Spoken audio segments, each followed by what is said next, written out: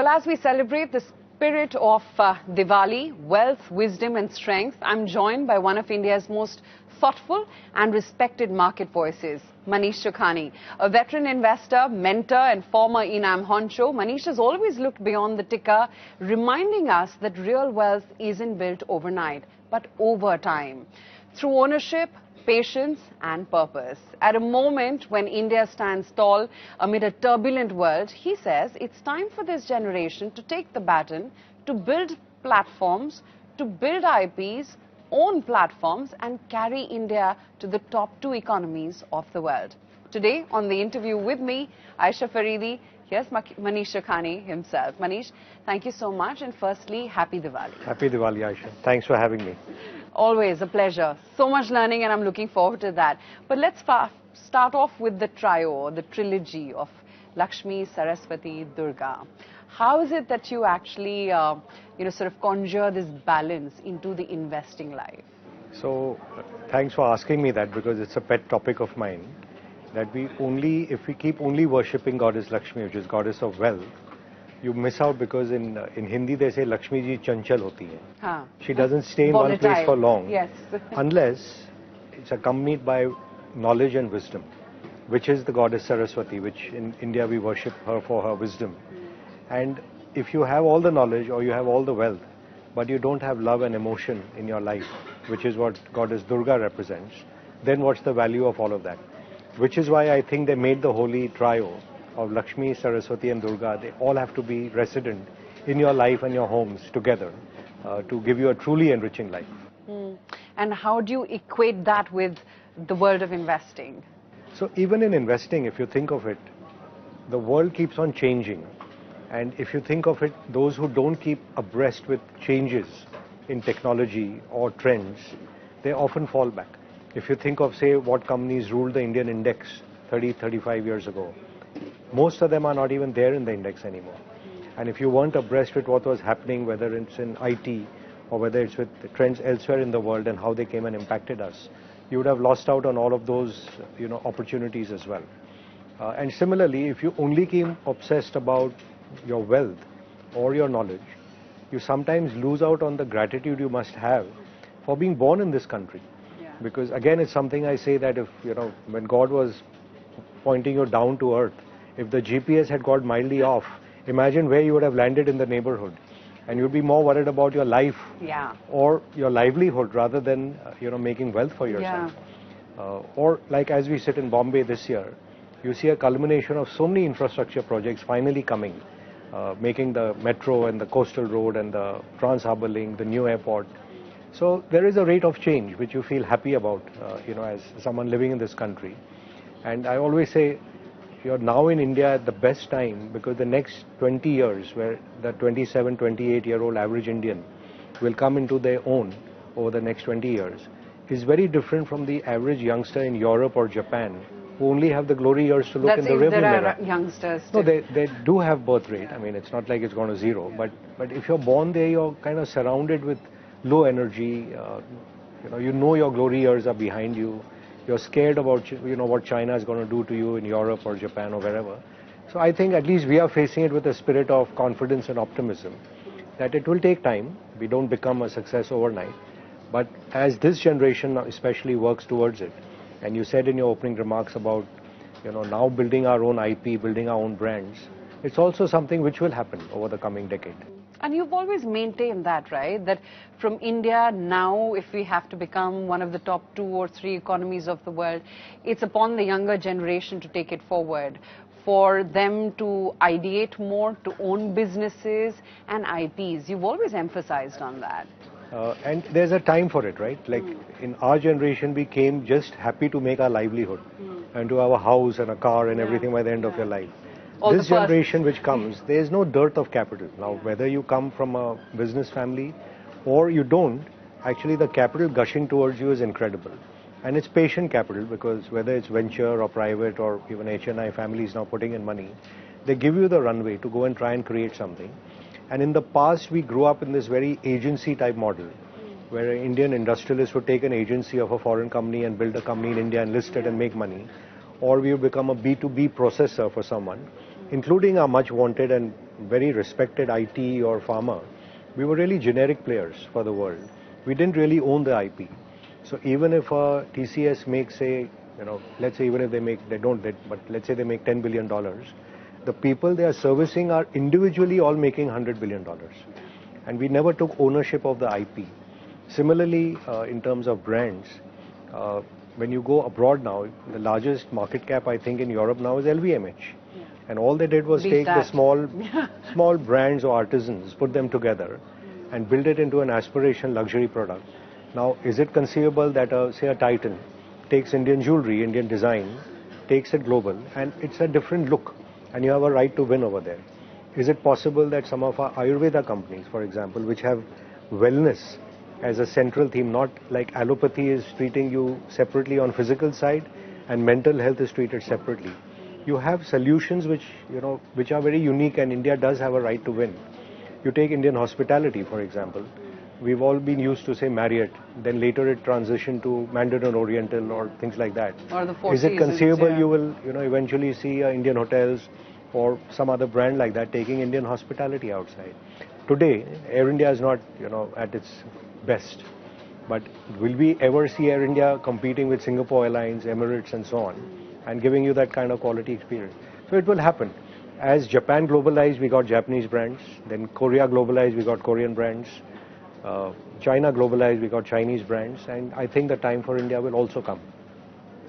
So aviation, Titan, no, I'm giving you as jewelry. examples. I'm not suggesting them, but I'm saying it's today inconceivable for people to think of it. But there will be a time over the next 10 years where a lot of these banks will necessarily have to go outward with our Indian businesses. For example, RBI has opened acquisition financing. Historically, all that business went to the foreign banks.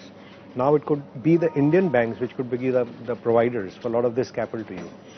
It was inconceivable for me to think 30 years ago when I started.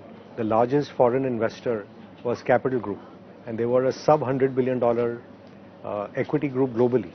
Today you have a $100 billion mutual fund out of India. So there is a time when even all this will globalize. So it's fun. It's something to look forward to. It is exciting times.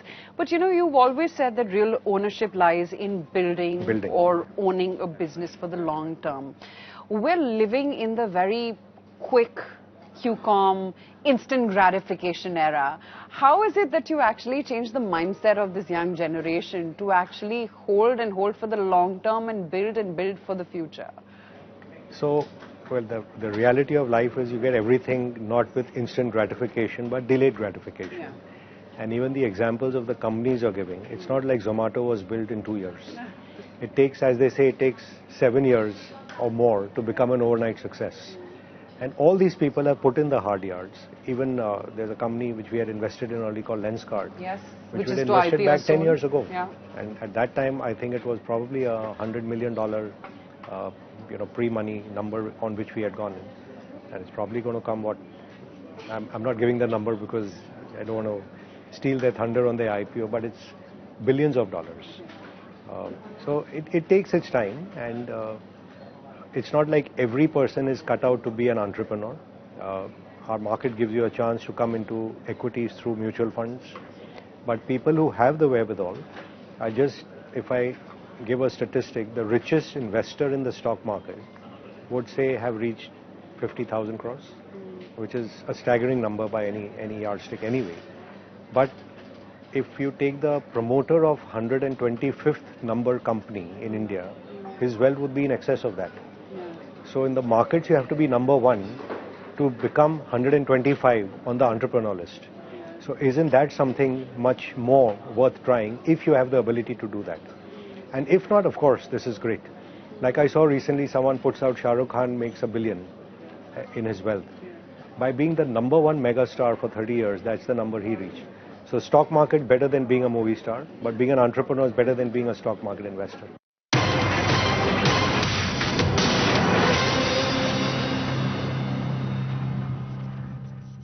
You've always also emphasized on think global. You've always emphasized that we can't be in this inclusive frog in the well. Frog in the well kind of approach will not work in today's dynamics. But at the same time, what's happening in the world is this tectonic shift, so to speak, right? Sure. Everyone is looking inwards, and that seems like an ideology which is coming right from the top. Can it survive, really? So your question is bang on, but it's really two different trends. That one is the political trend, which because people have kind of, how do I say, juiced the system a bit too much in the West, which model was built after the World War, and they kind of took it as their birthright.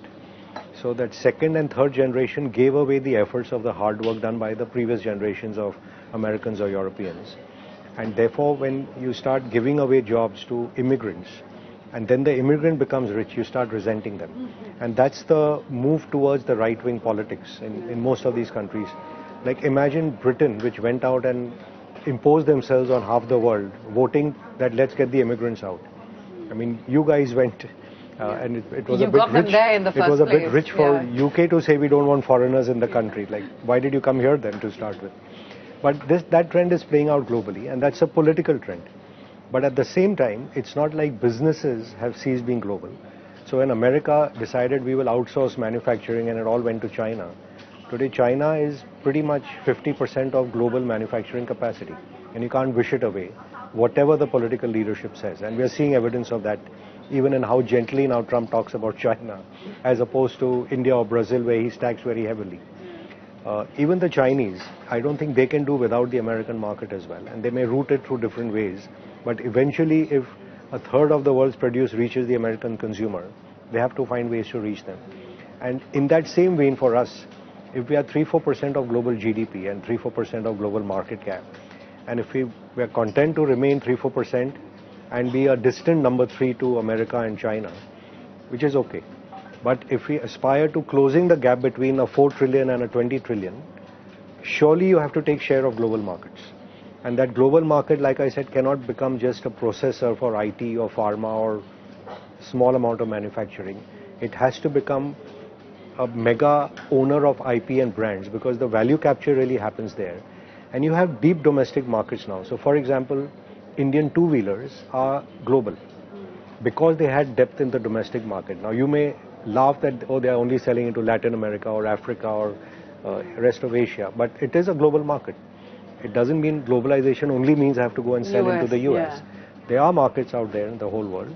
And again, like I gave you examples, whether it was Titan or Dabur or Air India or Indian Hotel, I'm just giving them as illustrative thoughts. Brands which can become big. Similarly, if you can build the Zoho in India, right? Now, if you move 50 million people onto Zoho platform, it is a sizable global platform.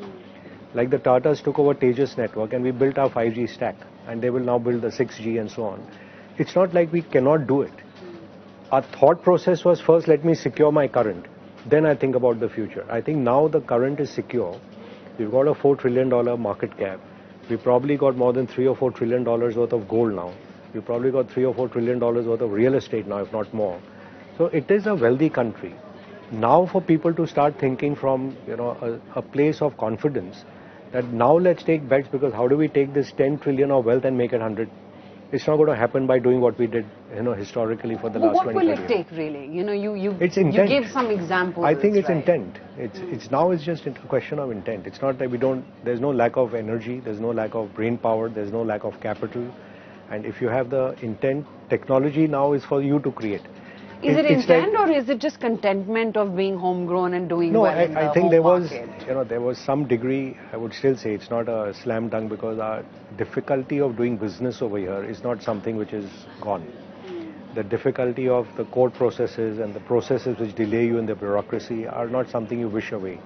There are a lot of companies which go outside and build, and they get to success much faster and they can become bigger.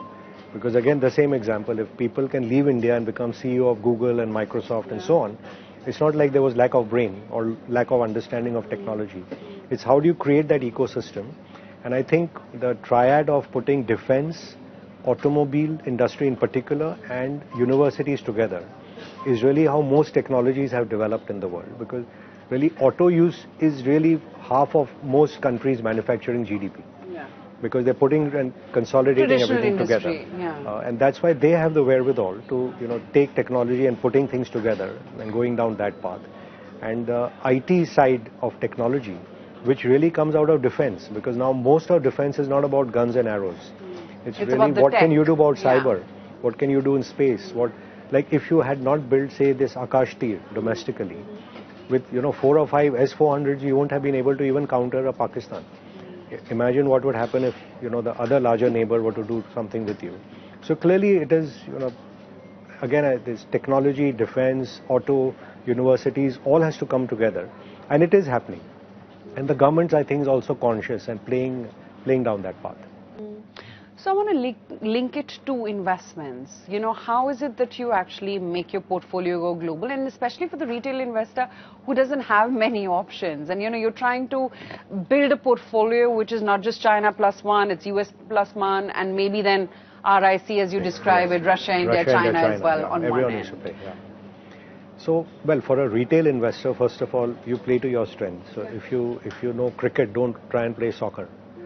So if you know I'm not going to beat a mutual fund manager, and there are so many good managers out there now, and you can hire them literally for less than 1%. Or wealth managers. Right? Yeah. And another theme of mine has been, if you remember, every year we speak about it, is the golden period of entrepreneurs. Yes. Is this 40s to early 50s. If you look at our fund management business, don't you see all of them around? Yeah. Now, even if I take the largest one right funds, in front, Karan Bhagat. Yeah. We spoke about him in Yes. the past, or even Dipinder, who's running Zomato, or even the fund industry. If you take Vasan at SBI, or you take Chirag and Navneet at HDFC, or Naren and Anish at ICICI, or even those who've gone out on their own. There's Pankaj Tibrewal, Vikas Khemani, Sunil, so many of them around. And they're talented, good allocators of capital with good track records. Why is a retail guy trying to beat them? Do what you're good at. Let these guys be the stewards of your money. You don't make money in India, honestly, by buying an ETF, because the market is still broad-basing. But active managers like this, who buy stocks bottom up, do create value for you. You have to have patience. In every cycle, everyone's not going to win every quarter, every 6 months. Like in a company. Companies also go through their phases, and the funds will also go through their phases. But if you're, by and large, with the right steward of your money, I think there's tremendous wealth to be made here. Even to go global, there are opportunities. A lot of the fund houses had indeed put out products through which you could access global markets. Even stuff which everyone knew last year or year before, that there will be a move toward hard assets thanks to the debasement of currencies, has played out in gold and silver, and that bull market is still alive. Even those products were available to you. So it's really a question. At heart, you need to sit back and think, how do I want my asset allocation? Historically, Indians put money in real estate and gold as a kind of anti-inflation hedge, where the Indian currency kept losing value. It's also now playing into the global inflation, which now the US and the West has unleashed. So this trend is only going to accelerate. It's not going away in a hurry. But that's a place, what I call the fear trade, that you don't want to lose. So you park money in real estate and gold. The hope trade is always equities, because you can grow the business and become much larger. And there are opportunities in India to do that as well.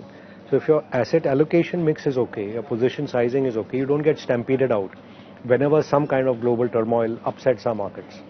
And at that time, if let's say you have 2 years of your expenses on the side, or something saved for a rainy day, or maybe always 5-7% cash available to buy some great opportunity, I think you'll be fine. But that's the thing, because while you've always maintained that equity is the biggest wealth creator, the last 1 year is actually proving you wrong, because look at the wealth effect that gold and silver created. See, even if you'll keep trying to, like Buffett describes it, where if you're playing gin and rummy and you want to discard the worst card at every time, you're going to lose the game. If you think on a 3-year, 5-year, 10-year basis, and you found the right 10 or 20 stocks, like even in last year, there must be, to my mind, at least 30% of the companies in India which have made more than 30% return. Yeah, of course. Yeah. And the index per se, I'm saying, is very misleading, because unlike the past, where 8 companies were 25% of India's market cap, the next maybe 10 or 12 were the next 25, and the next 40 were the next 25. So 70 odd companies took up 75% of India's market cap. That's really broadened out now. So the first 25 from 8 has gone to probably 12 or 13. The next 25 from maybe 12 or 13 has probably gone to 40. And the next has actually probably gone to another 70. So now you need 150 companies as opposed to 75 in the old days to cover 75% of India. So as it's broad basing, the rate of change is what you need to capture. I don't need to necessarily buy the largest company, right? Because now you know, say a Reliance cannot compound at the pace that a smaller company can. You know the Indian IT services sector is not going to compound. So the index has natural headwinds. But say in the financial space, like the largest bank may not compound, but the capital markets came up very quickly to compound at a different pace. So again, it's a question of how you make your portfolio construction. And again, for a retail person, he's best placed to go into maybe a flexi-cap fund with someone, or a multi-asset fund, because they can buy them REITs, they can buy them gold, silver, they can buy them some kind of fixed income, and they can buy them different types of equity in that. By and large, I would say as an Indian investor, don't keep looking at measuring things every Diwali or every Holi. It doesn't work. Industry, like even you take this case where you said of people becoming a success, it takes 7 years to become a success. Of course, yeah. Now in that 7 years, nothing happens overnight. There's periods of extreme pessimism in the middle where you think, let me give up, this may not work. Like even this whole IP thing and all which I talk about, we've been in the company now for 10 years. And 10 years later, the success is like a couple of zeros more than we would have imagined as well. And there were points in the middle where you would have felt, my gosh, this may not work out and it may go to zero. And the trick is for an entrepreneur, the trick is to stay alive till you get lucky. And it's the same for an investor. As long as you found the right business and a good steward of your capital who has integrity, energy, ability, there will be periods of ups and downs, but eventually you see where that ship is sailing towards. And the bulk of the money, honestly, in equities lies in terminal value. And what is your perception of that terminal value? So if you think, for example, of old media, the multiples kept degrading because new media and digital took over. Same thing may happen to the old Indian IT services or the old Indian generic pharma. But there are new things which are coming over there. And that's the thing, as an investor, this transition which is happening pretty much across sectors. And if you really think that, okay, if the markets were to remain flat at an index level for the next, say, 2 years or 3 years or whatever, and, till this global flux settles down, and you have to really go back to the drawing board and sort of rebuild your portfolio, there's so much transition, you don't know where to start. It's always been the case, no? Hasn't it? No. I mean, when the internet came, we thought everything changed. In the last few years, there's pretty much every sector which is transitioning. You know what's happened? I think we've become a little older and wiser, so we really? look at more things. Maybe. And yeah. Also, the news flow has started dominating from the world. Perhaps, yeah. You know more. Yeah, we just not been able to access it, so you feel, gosh, this is hitting. But for example, the whole world has moved to EV. China is now 50-60% EV sales. They've completely uprooted the European car industry, the American car industry. But if you look at Maruti and Hyundai over here, it's like nothing's happened. Yeah. Right? But when it happens, you'll wonder what the hell happened. Yeah. So if you're not aware of what's going on in the world, like it was in the past, when the internet came, we thought it's something happening. America Online and Time Warner are merging. How does it matter to us over here? It did matter, didn't it? Same way, if you got overexcited and you paid an excessive price for even Infosys. 2001, it peaked at $45 billion market cap. Today, 24 years later, it's probably at 80 billion. It's not even doubled in dollar terms in 24 years. But the rupee depreciated, so we felt, all is good, life is good, let's carry on. Yeah. But those times are changing for sure. But change has been a constant. We faced sanctions with America, Bill Clinton, when we had done the nuclear explosion. It's nothing. I mean, today's tariff war is nothing compared to what was then. We were kind of pariahs of the world at that time. Today you have a coalition of the whole world coming together. You see how Prime Minister went to Russia, he went to China, he's got Brazilian guy coming. So, I mean, you have options as a country. The third largest country has a lot of options. It's not friendless. When you were 15th or 20th or 25th, you felt, a lot more scared than what you should be feeling today. So I think change is a constant in the world, and that's the beauty of our market, that you're always learning. You're always learning a new lesson. You're going to make mistakes, but if your batting average is okay, you get 6 out of 10 right, and the 2 mistakes you make are not terrible to wipe you out, there will be 2 which will also make you more than you imagined when you started. So on balance, you'll be fine. So which are the 6 that you need to get right? The 6 sectors. And which are the 2 mistakes or avoids right now in this market? No, look, when there's new disruptive technology coming, I think it's easier to say who will lose than who will win.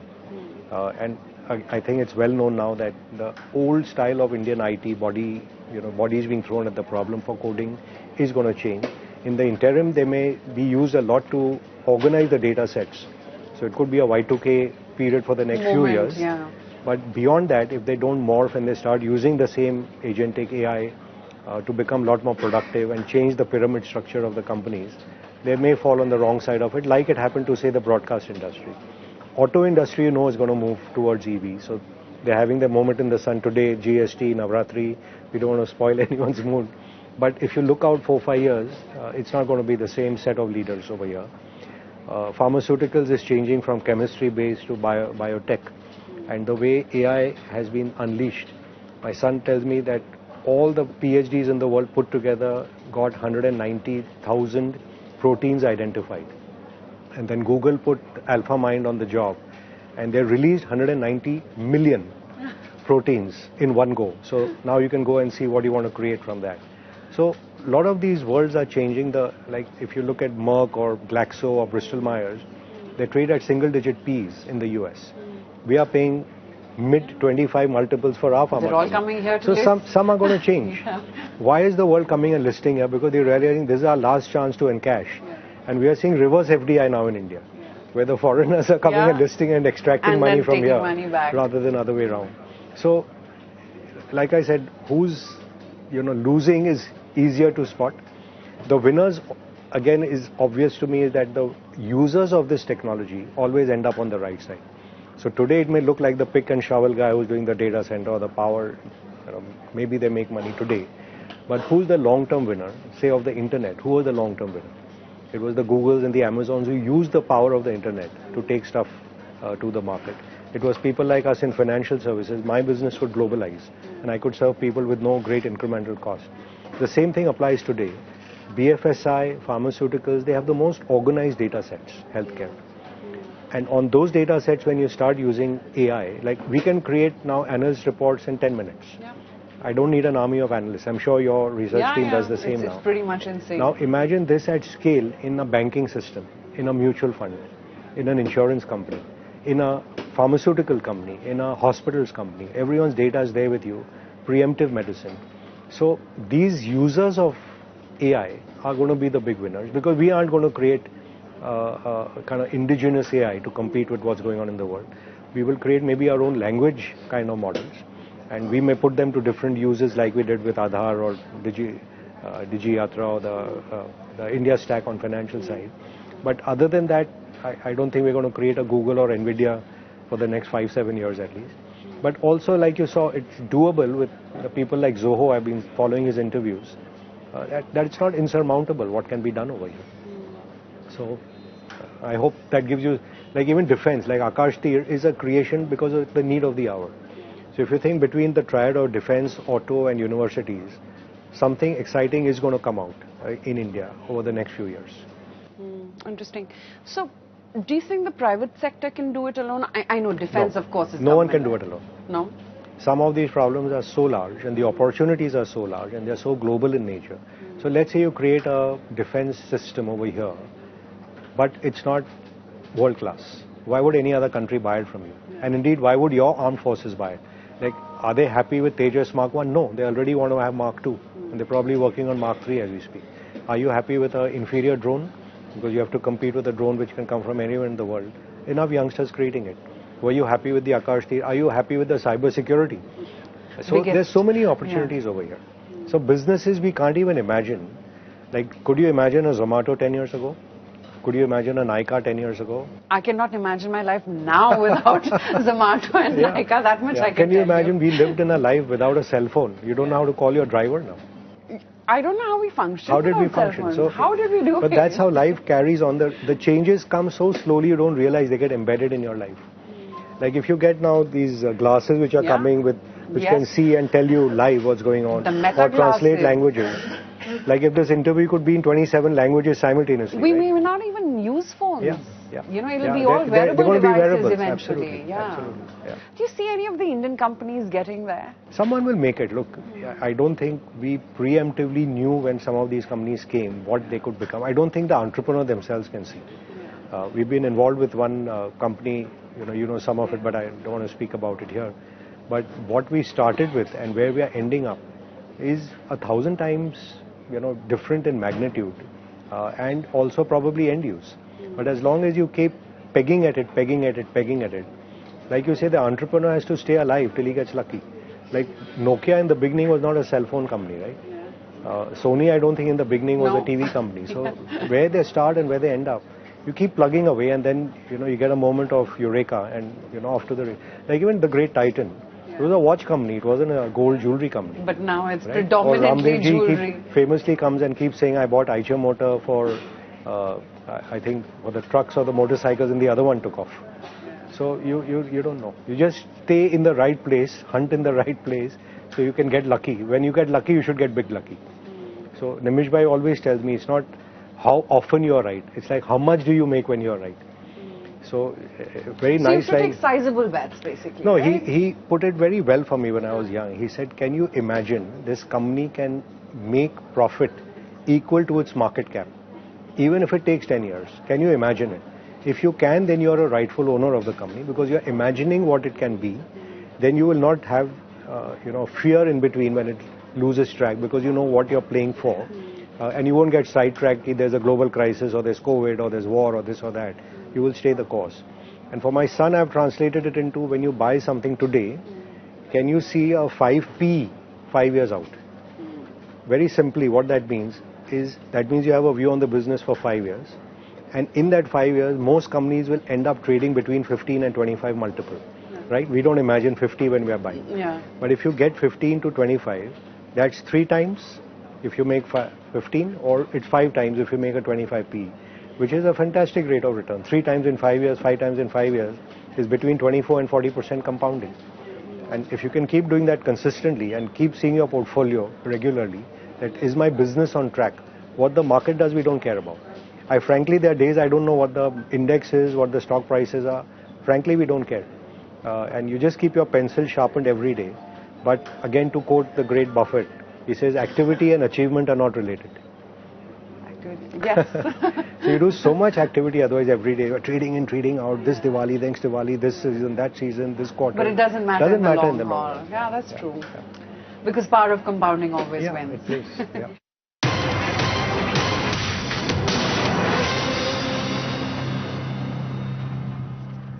You were talking about the cohort 40, if I can call it that. And I want to talk about that. I mean, what do you think, A, is the potential of these guys, other than what they've already delivered? Dipinder Goyal, you talked about Karan Bhagat, etc. And what do you think is the potential that they can perhaps clock in the next 20 years? So you remember the historical, I think it was just observation from me, and I'm glad that people like Pankaj Chibrawal and all are now carrying it forward, that the peak period for an entrepreneur is when they're not overexcited or they make mistakes, which you tend to do when you're a bit younger and impetuous. So by 30, 35, you're still kind of, let me go testing and do this, waters, do that. And no, you can make errors and blow yourself up. And by the time you're kind of approaching 60, you're like, okay, been there, done that. Let's little more focus on getting famous rather than getting a little more wealthy. So the peak period I've found for people has been in this 40s to early 50s really. And if you look at the evidence in the 1990s, Deepak Parekh, Narayan Murthy, Azim Premji were all in that cohort. And that's the wealth they made. So I'm not saying just being 40 is enough to get you rich. No, of course. Like India is 27 doesn't mean we are young, so demographic dividend means we'll make it. Because so is Africa, and so is Latin America, but we aren't destined unless we work at it. But your conditions are ripe for you to go all guns blazing at a faster rate. In the 2000 to 2010 period, Mukesh Ambani, Uday Kotak, Dilip Sanghvi, Vivek Chand Sehgal, all were that cohort. And you saw what wealth they made in that period. In 2010 to 20, we lucked on, Sanjeev Bajaj and Rajiv Jain, Ayesha Motors. So some of these made tremendous wealth for you. Even in fact, Chandra at TCS was not yet 50 by the end of 2010. And you saw the acceleration even of TCS overtook actually Infosys and others in that decade. So that's why when you land in this decade, you just keep looking around. And it's not like a cut-off date, right? It's not, I'm saying 2010, 2020. You can look even today. And someone who's in that sort of space, so if you're in the right space, you're the right age, tailwinds are with you, boom, you can be off to the races. So even today, say Vaman, who's Chand's son, Yes.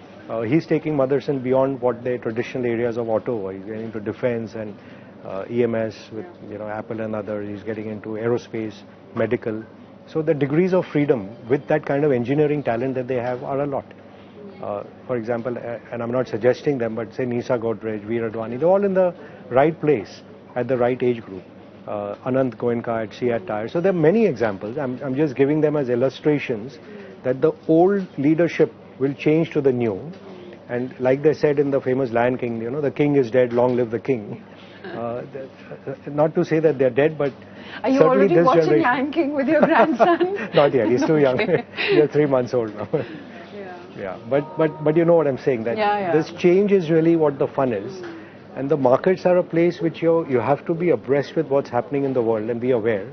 And in some places you can participate, you need not, so don't have FOMO if you're missing, oh, I missed railways and I missed defense and I missed quick commerce and I missed EMS.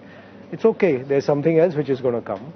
As long as you get 5 things right in your life, you're going to be much, much, much better off than most people in the world. But FOMO is the right word to describe this. It's a FOMO-driven market, and like we were earlier talking about the psychology. You want that instant gratification. People have traded Bitcoin and become so rich, and you feel like really left I'm drawing out. You back. This feeling is from within us, no? It is within us, of course. I mean, honestly, if you're rich without someone to share your happiness with, like I said, the Lakshmi Saraswati Durga combo, it's of no use. You may get rich today and you act arrogant, act like an idiot, or you stop renewing yourself, you're going to lose that wealth. There are enough rich families which have busted their wealth in less than a decade, right? They had generational wealth and it's gone. So if you don't have the right values and you don't keep abreast with technology and knowledge and wisdom, that wealth is being no use to you. And honestly, it's a number. Like when you studied in school, the marks were not what defined you. It's how much you learned. And the same thing about money. After a point, you can't use it. You can't consume it. What purpose are you using that money for? I've said in another interview where I'd attended a program at Singularity University. Peter Diamandis comes up. He looks and he sees these 15 guys have paid their own. The rest are all corporate sponsors. And for some reason, he decided that I should bear the brunt of it. Saying, you rich guys, your problem is you want to take money and you want to stash it away. Money is a form of energy. It should flow. Let it go to the next best idea and let that idea thrive and let that money become a bigger source of energy. And that's what will make the world go round. So that really is the fun. The whole fun of investing is finding the new, helping the new to create, getting the world to being a better place, participating in a social good. Like we've traditionally not bought liquor and alcohol and animal harming and actually even arms and ammunition for that reason. We don't want to do harm to the world. We live as per what I call the traditional Vedic values. That it's environmentally friendly. It's a fashionable word today, but it was always about that. Be one with nature. Be in wholeness, in wellness, and health and spirit. We always talk to the world as one family. So it's no different. So today, from the perch that you're at, if you were to take a sizable opportunity bet, as you said, the learnings from your mentors have been, what are the parameters that you check? A space I should understand. I have no right to win in many places. Like if you come and try and tell me buy the next biotech stock, what do I know? Why should I win? Like even pharmaceuticals, like Madhu Kela is probably the best guy in India to look at pharma stock. Now at least he has history with Divi's and others. I don't, and I don't have to feel bad about it. Same way in our office, if Nimish Bhai has the brilliance to buy steel much better than anyone else or cement better than anyone else. We never had FOMO in the office. We were putting our ideas together, seeing the parameters are right, getting challenged by each other, and then off to the races for what works for you. What worked for me is I came up first in my life. I was the original TMT analyst. So I remember buying Max India and ZTV and Ramco Systems and Infosys and Marico back in the day. And then it pivoted in the 2000s. Fortunately, I could see the trend going towards privatization and towards hard assets. We could pivot there. We got lucky with all the Bajaj finances and all in the last decade. This decade we've been lucky with the capital marketplace and so on, which is a domain I understand. Now, if I don't want to buy arms and armament, and if defense is going up, good luck to someone. I don't have to participate over there. PSUs I knew because back in 2000 we made a lot of money on PSUs. It's been the leader of this bull market. It may continue now with the finance minister giving all indications that attention has moved there. And eventually you take a bet when the payoff is asymmetric, that I don't have a lot to lose and the payoff is more than I can imagine, and I'm happy to hold it for 5 years. So even if in between something goes wrong, I don't get spooked out of my position. So price does matter. Price, as an investor, the only thing in your control is the price you pay when you enter. After that, the regulator, the customer, Donald Trump, climate change, COVID, anything can happen to you. So if your price and your position sizing is okay, you don't get moved out. But if you get that entry price right, you don't care really what's happening in the world. Even if you tell me market's falling and you show me a good stock today, I'm a buyer. Because eventually you're buying things bottom up. And you only sell the market in a sense when there's a top-down problem which you can see coming. Like 2001 was clear, 2008 was clear, COVID was not clear. I think no one black swan event. But then it came and rebounded also very quickly. Now there's some global war and someone throws 3 nuclear missiles at each other. That's a shock we are not prepared for. So you can't see that coming.